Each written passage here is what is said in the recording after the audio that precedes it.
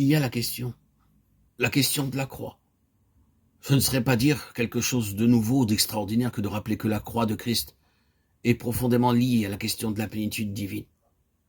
Mais il est nécessaire d'affirmer continuellement ce fait et d'en avoir une révélation toujours grandissante.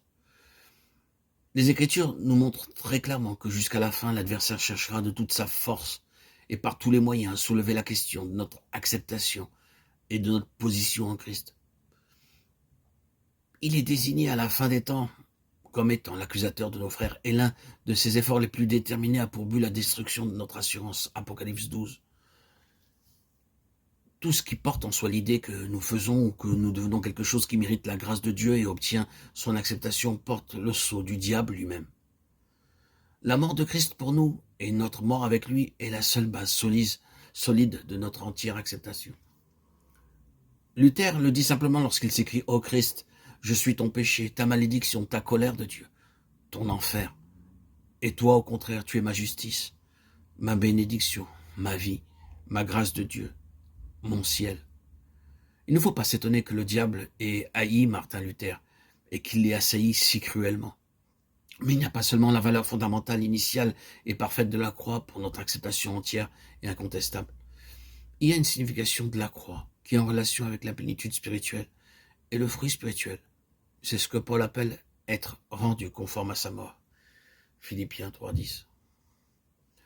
Ceci, répétons-le, doit être gardé à partir de notre justification et de notre accès auprès de Dieu.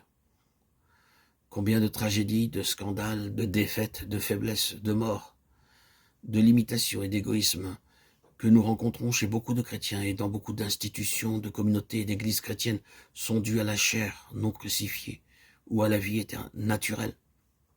À quel point Christ est mis hors de vue par les hommes, les choses et les méthodes qui se mettent en proéminence. Il faut, pour qu'il arrive à la place qui lui est donnée dans l'intention divine, et à nous avec lui, que l'œuvre de la croix se fasse continuellement et de plus en plus profondément en nous.